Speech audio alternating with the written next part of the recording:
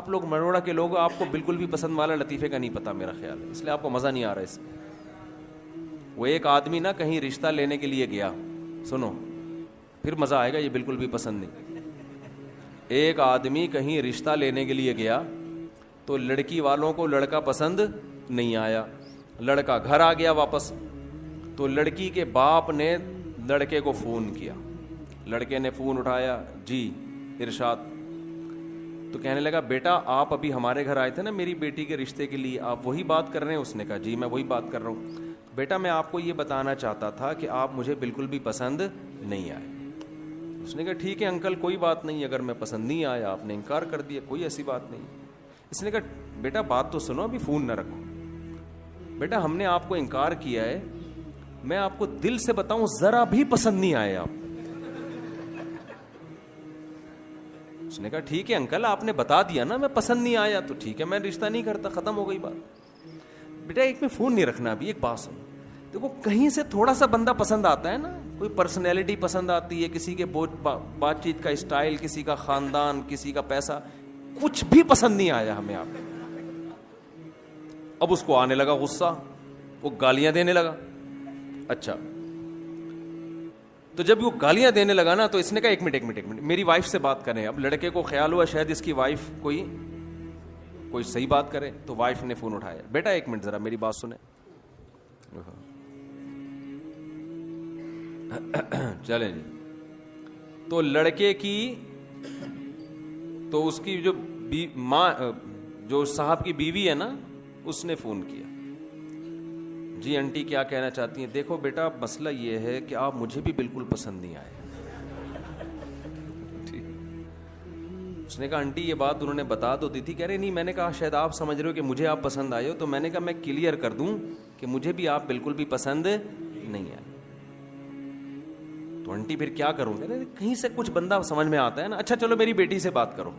وہ خوش ہو گیا شاید یہ کچھ کرے.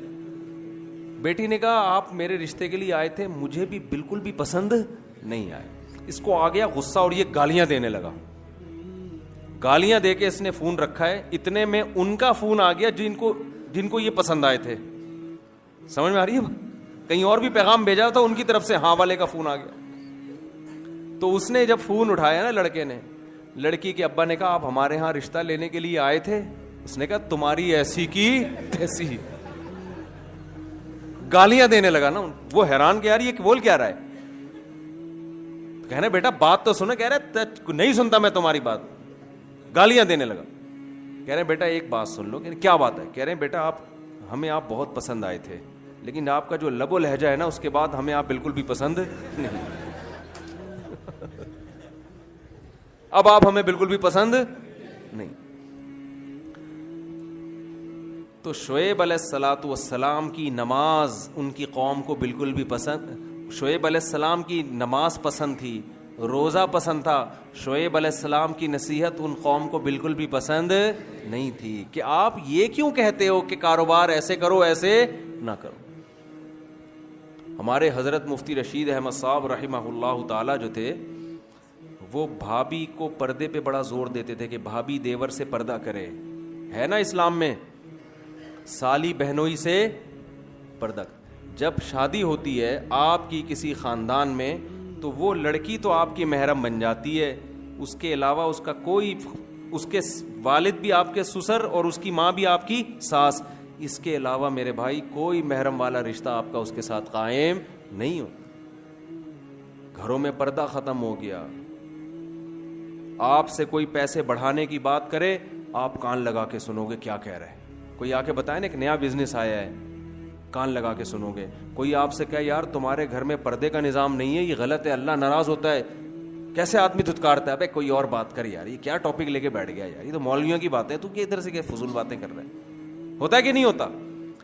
آپ کو یہ باتیں بالکل بھی پسند نہیں ہیں, لیکن اللہ کو یہی باتیں, اللہ کو سب سے پہلے یہ دیکھنا ہے میرا کون کتنا ہے, میں نے کھلایا, میں نے پیدا کیا, میرے حکام کو کیوں نہیں مانتے.